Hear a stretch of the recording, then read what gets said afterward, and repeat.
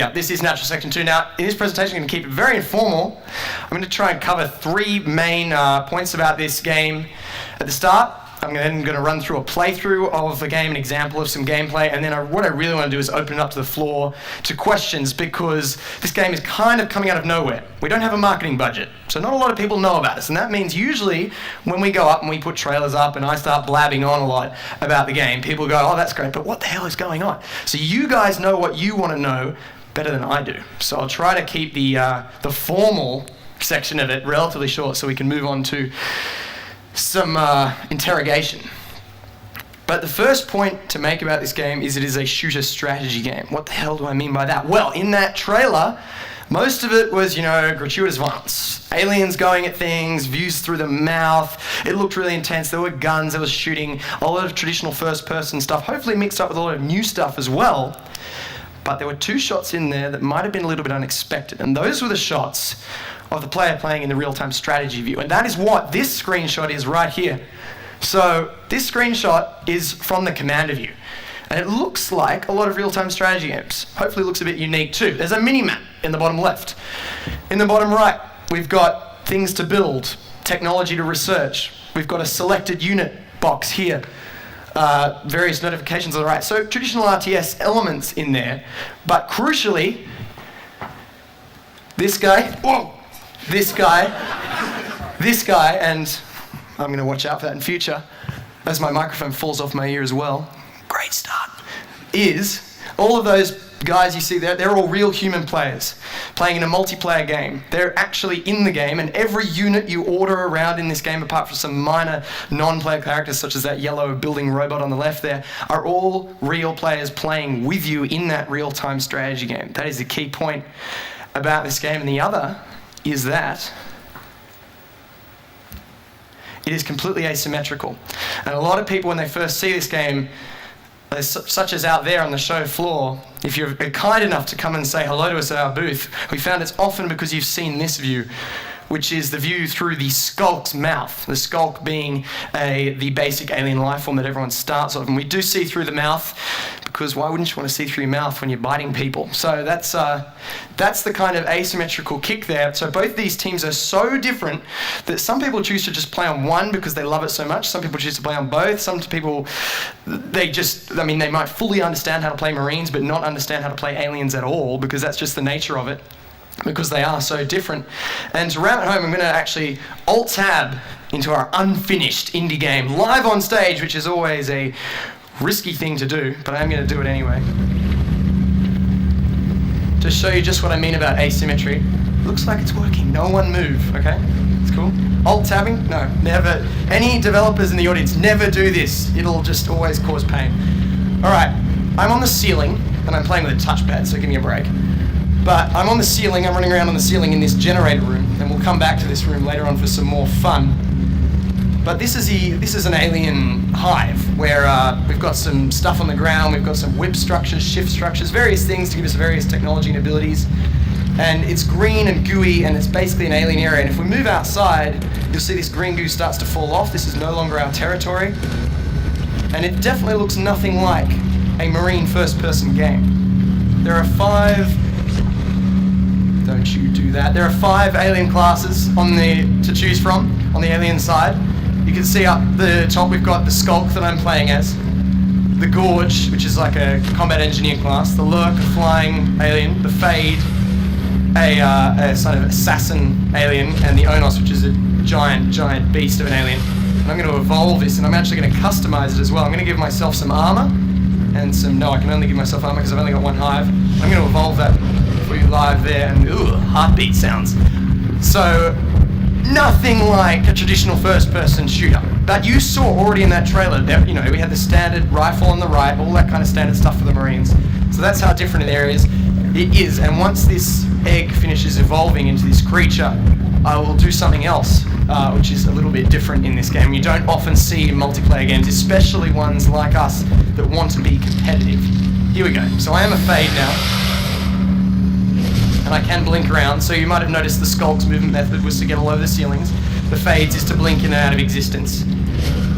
In doing so becomes invulnerable, invisible. Very fun to find like a squad of Marines over here, and they all reckon they're top shit. So they're like moving out, and you're over there behind the wall, and you just blink in, take out one of them, and leave. And the rest of them are like, what the? Too late for the med packs, right. So I'm going to destroy this structure here in this room. See what happens. This is a mechanic we've decided to use in Natural Selection 2, probably at somewhat of a risk, because very few people in multiplayer gaming choose to do it. This is pitch darkness, and it's a really important component of Natural Selection 2. And I've turned on my alien vision, which kind of gives you this thermal view, so I can still see perfectly here, and you can imagine where I'm going with this. In this game, you can turn out the lights completely, turn on your alien vision mode, and hunt Marines in the dark, and all they have is a flashlight. It's not like a tiny little annoying flashlight, but it is just a flashlight, and you have to poke away in the dark. So I hope I've rammed home the point that these two sides are completely and utterly different, and that's really at the core of this game. Shooter strategy and asymmetrical sides. So I'm going to get back out of there and go back into the third topic I want to talk about before we go to this playthrough is modability. Natural Selection 1 was a mod. It came around 2002, as I said. It had about 300,000 players, we think, at least, although based on the number of kind people who have come to our booth and mentioned that they played NS1, we're thinking it might be a little higher. We know that it equaled Team Fortress Classic for popularity way back in the day. So modding was that important to us back then. It is that important to us now. We're no longer a mod. We're running on our own engine. It's called Spark. It was developed in-house completely. All the graphics you saw just then are running on it by one guy. His name is Max, and he has maximum brain, basically. So he created this Spark engine, and in creating this Spark engine for this game, there's one thing we went for, and now I'm not going to fall down here again. Modability. That was number one concern. If we came from a mod, we were going to support mods in the future, and that's what we're going to do with this engine. We have such a small team. There are 7 people in the office in San Francisco that do useful things, and then there's me that's the 8th. So there's only 8 employees total in San Francisco. We've got a couple more scattered all over the world, including our mappers. One of them is here, Andrew. He's one of our mappers in the UK. So we're a tiny little team. So why would a tiny little team decide, not only are we going to try and make our own engine, but we're going to try and make it moddable at the same time? This sounds like a recipe for disaster to a lot of people. The reason we did it is it allows us to, basically this engine sits on top of, who's a coder here? Is anyone a coder? Okay, there's a couple of coders in the room. So when I say this, you turn to your neighbour, tell them what it means, because it's probably going to sound silly, and then we'll work with that. All right, so it's a C++ engine sitting on top of a game written entirely in Lua. What the hell is Lua? Over here is the English language. That's what I'm speaking right now. Over here are ones and zeros, what computers speak in. Nobody knows. C++ is like here. Only very, very smart people can use that. Probably a lot of the people in the audience that said they were coders. And over here is Lua, much closer to English. It's really easy to write. Even I can do it. One day when I was filming NS2, which is my job, I needed to create a mod to allow myself to fly through the map faster to get better filming. Instead of bugging the programmers, of which we really only have one, I said, I'll just do it myself. I went in there, I changed some numbers in the code, and it was done. That's how easy it is, because we put it closer to the English language end, which means a tiny team like us can make the game faster. And when I say faster, I mean 6 years is short for a game this complex. And yes, that's how long we've been in development. Although for most of that, it was basically just 2 or 3 guys. Now, to really ram home this modability point with you guys, I'm going to do something which is a little bit unusual for a gaming presentation like this, apart from falling through the gap there. A lot of games treat their source code as a secret, and there's no reason why they shouldn't. I'm not saying it's a bad thing. A lot of games treat their source code as a secret because it's what makes the game run. For example, if you wanted to open up Battlefield 3 source code or, I don't know, another big AAA title source code, you just couldn't. There's no problem with that. It's not a bad thing, but it's a fact. What I'm going to do right now is Alt-Tab, again, into my Natural Selection 2 directory. Very boring, but there's an important reason I'm doing this. Going to Windows Explorer on stage at Rezzed. I'm going to go into NS2, into a folder called Lua. And inside you can see a whole bunch of text documents. That's the source code to Natural Selection 2, and that comes with every copy of the game, no matter how you own it, beta, Steam, whatever.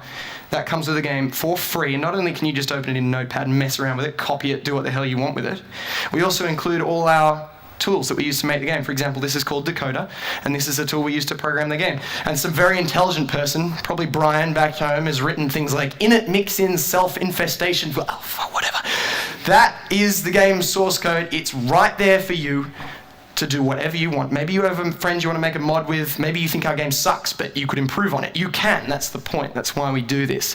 That's why we include everything. Our map editor, our cinematic editor, which is a little bit of a tiny little crappy version of Source Filmmaker, which was very exciting, released last week. That's what we use, cinematic editor for Spark. Our animation tools, everything comes with the game so that anyone can make a game on Spark. And maps as well. And while I go back into my presentation, the final thing I'll say about modability before moving on to the playthrough, which I know will be much more exciting than this, is the fact that this game is launching with 6 maps. One of them was built by the community as a community map. It was done by a guy called Psychoman and then continued by a bloke called Mendasp. That map was so good that we brought it on board as an official map. Our entire spectator system was written by the community. Our spectator mode was terrible. And a couple of blokes called Hughes and Digel Neshi decided we can do a spectator mode better than that. And they did. It's amazing. And we use it for live casting Natural Selection 2 gameplay. So that's how serious we are about modding, that mods are actually officially included in our game now. So I'm going to move through to a playthrough now. I'm entering this command station as a Marine and jumping in a top-down view. And we might need to drop the volume on my PC just a little bit because this could get a little bit loud. But basically what this playthrough is designed to do is show you a view of a battle from both the commander view and the first-person... What? Oh, okay, we're cool. Alright, so I can see I've got a move order there, and you might have noticed the really alert ones amongst you might have noticed the commander placing that order earlier. So I'm going to move to that order into this terminal structure. There we are, moving in there. And this is staged, I'll make no bones about it. It is an honest stage. We literally said, right, let's set this up, a playthrough. But it is an accurate representation of gameplay, and it is just recorded with fraps during a game. So getting a move order out to a resource node, like a lot of RTSs, you do need to collect resources in this one. The difference is, it's not your worker bees that go out and do it, it's your troops. So I've got my mates, we're building a structure over there for some technology, for some jetpacks later on. And I'm moving out with my friends to follow my move order through this corridor. And once we get there, we're going to try and build up that extractor to collect some resources. So Red Squad, move out. Objective completed. So again, Commander dropping a structure. No auto build units out there to do it for you. Your troops are out there in the field doing it, and you definitely... So one thing we haven't recorded, which I've regretted every time I've showed this, is the voice communication between the players on the ground and the boss man up top. Because it is so important. And in fact, he's saying right now, right, I want mines laid, well, he said that a little bit earlier because now we're under attack. This is a bit of an alien assault on our position, and this is what it would look like from the what it did look like from the commander perspective. Mines going off before they come in the room. He's grabbing med packs over here, grabbing ammunition. He or she might nano shield as well at some point, a player. So there is direct interaction between the players. It's not all about just giving orders and dropping structures and all that. There's definitely direct interaction, especially on the Marine side. And now giving the order to retreat. And I think we're going to look at right now what that attack would look like from the alien perspective. So through that mouth cam, which I love so dearly. Once we get back here. So dropping a couple of other structures in here, such as a phase gate for ease of transportation across the map. And yes, I believe this will be the alien perspective. So completely and utterly different. Suddenly you're not carrying a rifle in a traditional FPS sense. You're leaping all over the walls. There's a gorge back there building a defensive hydra at the back of the corridor, and now in we go.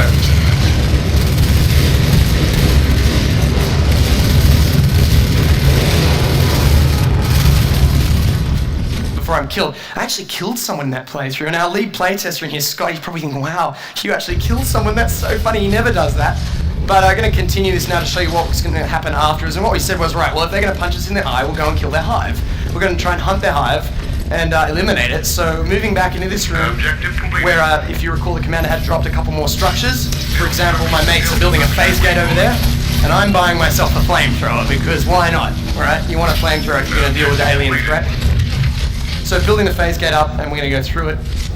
And the first thing to note, really, in here is, whoa, that environment has changed. We've gone from a nice, clean terminal, cool place for a human to be, to a place that is green and gooey and infested. And that infestation has been grown by the alien team, dynamically across the map, delineates their territory, gives them various buffs.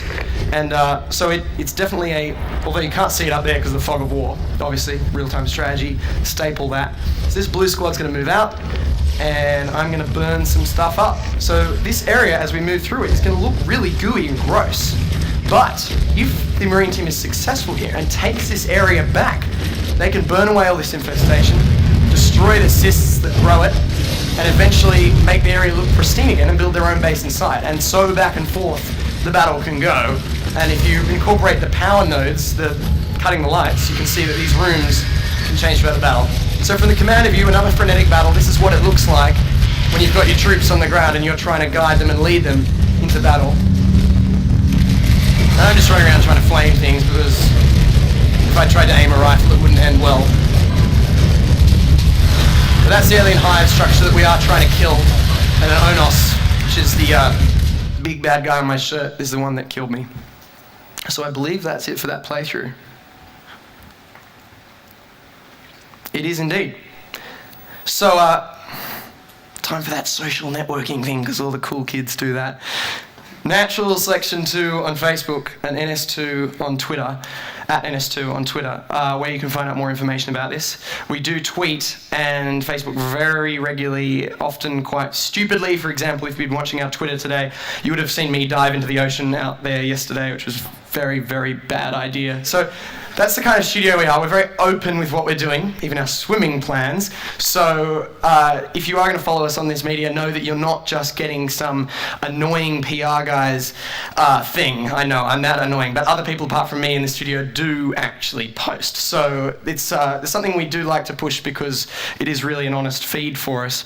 And that really does conclude the formalities of what I wanted to do today. Because, as I said, you guys are WTFing more than I could know, so if we could bring that microphone out, that would be awesome. And if you raise your hand, guys, if you have a question about anything you've just seen, and fire away and make them tough. I like tough questions that make me go.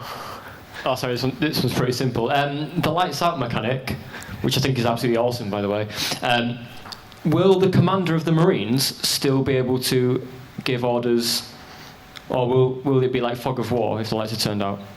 So when the lights on the sort of like overhead view? Yes, so in the real-time strategy view, will you be able to still give orders? You can, and you will see your Marines flailing around in the dark down there. And it's actually quite a sight to behold visually, because you've got this pitch black room and you're looking down at it and you can see these flashlights poking around everywhere. And usually what happens is, if an alien team has timed it right, the flashlights will start to go out one by one. But you can still give them orders, usually like, attack where you are right now, guys, or run. You can give them orders. But what you can't do is have your structures powered anymore. So that light show isn't just for fun or just to allow aliens the ability to get in there and tear it up. That'd be fun on its own. It's also very strategic. For example, the Marine base, in fact, let's see if it wants to play ball again. And I could show you what I mean rather than just talking.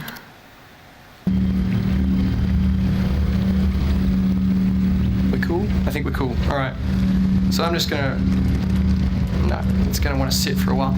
So while that's sitting and deciding to wake up, what I was gonna say was the Marine base full of structures. Full of important structures such as the infantry portal, which is where you spawn from. And you want to keep that alive, and not only do you want to keep it alive, you want to keep it powered. And if the alien team cuts the power, it's not going to be powered anymore. And suddenly, with the destruction of one structure in that, the power node, the alien team has completely cut the power to the Marine base. All those infantry portals go dead. All the armories stop working. All those fancy prototype labs and phase gates stop working. And suddenly, all it is the guys and girls on the ground in that room versus the aliens that are coming in well-timed. That's often the most exciting thing. I cast a lot of NS2 matches, and the number one time my balls break during a cast is when an alien team cuts the power, and I'm like, whoa, check that out! Because it's like, right, whoever is left on the ground is all that's left, because all the infantry portals are powered down, no one's spawning in. So I hope that was a not too wandering answer to your question. And please, more questions, go ahead. Yes, sorry, I'm not a programmer, so this might seem slightly stupid, but obviously you're opening up the source code for modding and stuff, which I think is brilliant. But does that not then open up the possibility for cheating, and what are you doing to sort of prevent that? Fantastic question. Cheaters, they're everywhere, they're impossible. What are we going to do about cheating? I should actually put something more interesting up on this slide while I talk about this. So this is I've got to answer this question from multiple angles. I'm just going to leave it there because that's kind of a cool view. multiple angles for this question. There is no panacea for cheating. And when you open up your source code for cheaters, well, you're probably making it a little bit easier to get in at the bottom rung. But most cheaters, no matter what you do with protecting your source code, are going to find ways to hack your game. So we like to take the multi-pronged approach. The first is we enforce it's not done in the beta yet, but we will enforce consistency checks of everyone's source code when they're playing in a game. So if you've got two teams playing against each other, you do this kind of programming stuff, hashes and whatever, to determine that the player is not playing with modded code and it doesn't just allow them infinite health or something. So that's the first prong. The second prong is using tools like Valve Anti-Cheat, which I'm not saying is perfect, but again, it's part of the picture. We will be using that because we are using, and I should have mentioned this earlier, we are very heavily integrated with Steam. We use a lot of Steam services, and one of those will be Valve Anti-Cheat. And the third and most important prong, which actually allows me to cycle back to what you asked, the third and most important prong is giving our community the tools to beat hackers when they see them. Now, at first, I was presented with the proposition that making your game open source actually makes it easier for hackers. Well, I'm going to put an idea out there, and I welcome discussion on this, and that is that actually it makes it harder. Because instead of having a game code that's locked down, that server admins and groups of players and clans can't touch, instead if you make it open source, you invite them to create their own solutions to particular hackers. For example, and this is a real one from our community was crying out for awesome ways to ban and kick people, because occasionally you need to do that in multiplayer games, and a lot of games will make it relatively difficult to design those solutions. Well, our community designed one for us, and suddenly we have a comprehensive system that allows us to ban and kick based on votes and all that. That kind of thing that you take for granted in, for example, Counter-Strike, AMX mod and all that kind of stuff we can have built into the game. So those three prongs, we're confident that our game will not be hacked any more than any other game will be, and all games will be hacked. But again, that third one is the most important because it allows our community to deal with it when they see it. So, yeah, that's my answer for that. And next up, yes, please. Yeah, further question about the engine there. Have you got any plans for releasing it for other people, other studios to use? How are you going to, if you've had one guy spending all this time developing it, have you got any plans for leveraging all that work? Okay, yeah. So first up, to answer that question, I'll tell you how lunch goes down in the Unknown Worlds Entertainment office. And this is relevant, so bear with me. Right, so you've got 8 dudes in an office, and we all go to lunch together every day because we're chummy and we're homey and whatever.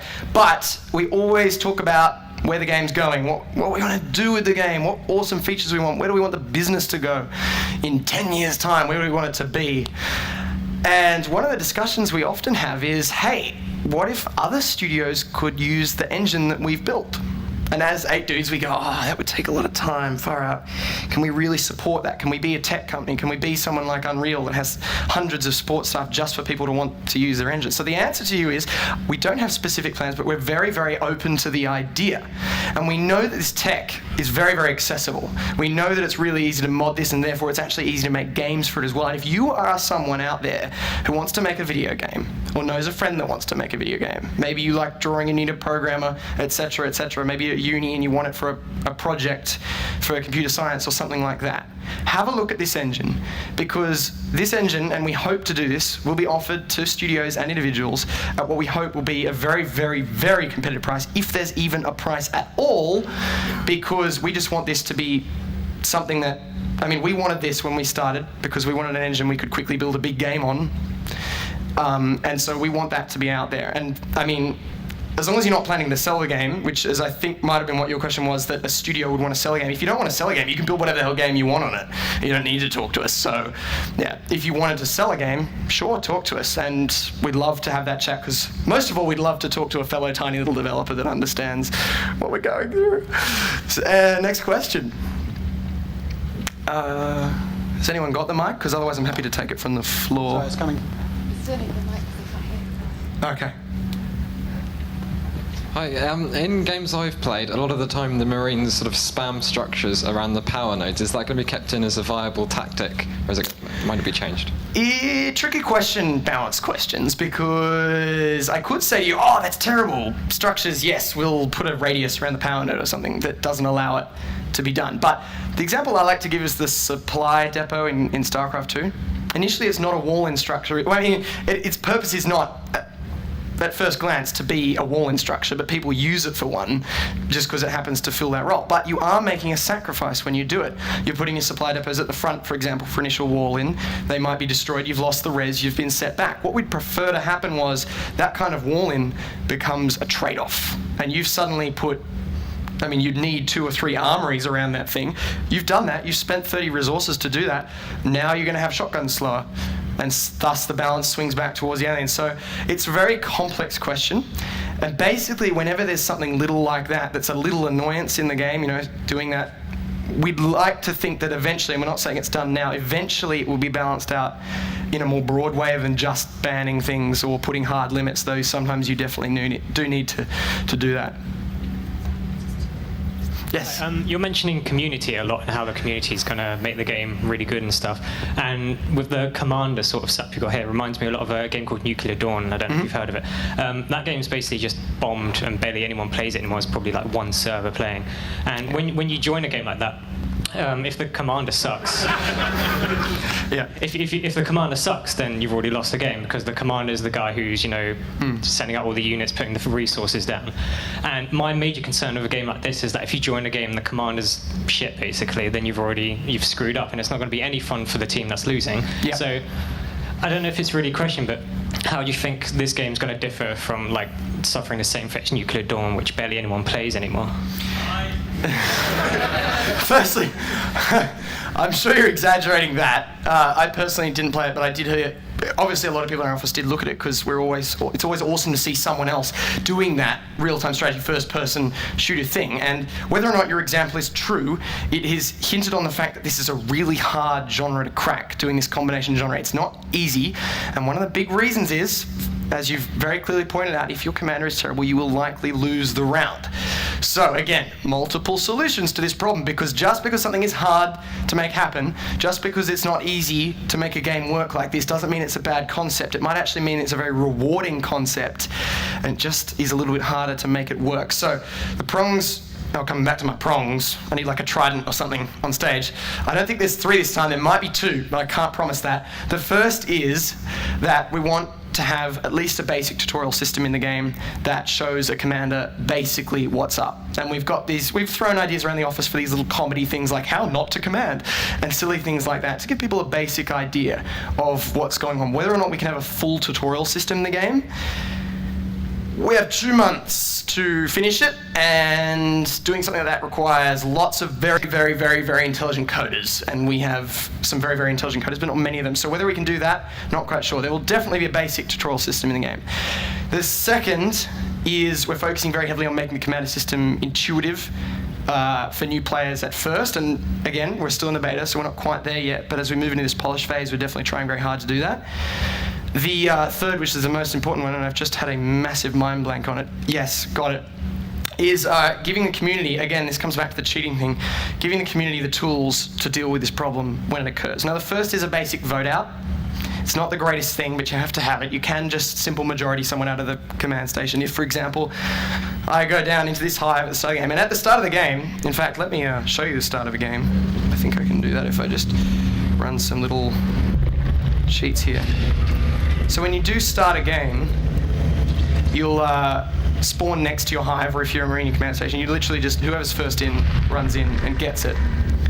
Now, if I was to jump in and be terrible and maybe start abusing people over the microphone, dropping random things everywhere, people can very simply just press 2 buttons and vote me out, and I'll be out right there. Now, you will probably lose that game, no doubt about it, because those, you know, if you lose 30 seconds at the start of the game, not very good. But our rounds are designed to last, on average, the majority of them last around 10, leading to a maximum of 15 minutes. So if you were to do something like that at the start of the game and have to vote someone out, you're very likely going to get a much shorter round. And in fact, what's going to happen is, okay, you got a new commander in, you're going to try your best, you're going to lose, you're going to play the next game. Now, apart from those things, there's not terribly much more we can do about the fact that being a commander is hard. It's just a fact of this game. We like to think it's really rewarding. And I'm going to expand on that quickly before I move to the next question. Most video games involve direction. If you're in a first-person shooter, maybe not so much because you just do what you want. But especially in RTSs, the instinct of humans is to simply grab a glob of units and have them do what they say right there. And that can be, in a lot of ways, a very rewarding experience. Playing something like StarCraft is like chess on steroids. Your brain's on fire. You feel great when you've won a match, whatever. But you are, at the core of it, just moving things around. They're doing exactly what you want, no matter how you act as a human being. Well, the great thing about Natural Selection 2, this is actually one of the things that drew me to it 10 years ago, when I was like this tall, and drew me to want to work on the game, is that it's not just about direction, it's about leadership. And it's about being a human being that wants to lead other human beings. And like in other sectors of the world, often there's more people that want to be led than leaders. And it's the same in Natural Selection 2. And what we hope is there's a lot of people out there, maybe 1 in 8 people if we were having 16-player matches, so 2 commanders, will want to be someone that has to lead other human beings. And that involves more than just clicking them and right-clicking them. It involves talking to them as people, reassuring them of your strategy, taking feedback from them, all these great things that you have to do in a real leadership scenario, you have to do in Natural Selection 2. And while it is hard, it's also what makes this game incredibly rewarding. To lead a team of humans or aliens to victory, rather than just click everything and they all do what you want no matter what the hell you say. So that was a very long-winded answer to a very, very important question that I'm very glad you asked. I very much appreciate it because we want to attack that head on. I'm not sure how much time I have, but I'd love a next question. Please. You've mentioned the spectator mode at the start, and also some comparisons to Counter-Strike and StarCraft. Does this mean you're going for esports at all? I love that question. It's a really cool question to ask because everyone says the same thing, but I'll hopefully be able to come at it from a different angle. And the first thing everyone says is, yeah, we want to be an esport. Sick, we're a competitive game, whatever. Obviously, that is completely not possibly true because there are so few games that explode as esports and actually start to have big money prizes or whatever and great competitive scenes. Why are we different? Why do I have the balls to stand on this stage and tell you that we want to be an esport? Let me do some more alt-tabbing. Where am I? Where am I? In Brighton. Okay. I think this is the one I want. I'm going to turn this sound down nice and low because it's got some Australian guy commentating it and he just sounds... No, that's not it. Next one. You wouldn't want to hear 2 times his voice. Yeah, okay. Why do I say that we might have a chance at an esport and why do we want it to be an esport? 2 parts to the question. I'll start with the second part first. Why do we think it could be a good esport? And why do we want it to be an esport? Well, often what makes a great esport is a competitive element. 2 teams going at each other with a complex, a tech tree, something that, you know, like, for example, StarCraft has a lot of that tech tree. Counter-Strike, obviously, is a lot about the skill of those 2 teams, how they can work together and have that first-person skill. Well, the great thing about Natural Selection 2 is it combines both. It combines both for the players, which is really important because we want them to have a good experience. It allows them to have that tech tree chess experience, which people love watching. And it also allows people to have that first-person experience, which is awesome because, you know, people love shooting things and whatever. But crucially, for esports, it's not just about the players, it's massively about the people viewing it. And I know I love seeing in Counter-Strike someone making an... I've got to turn that down because I am double voicing.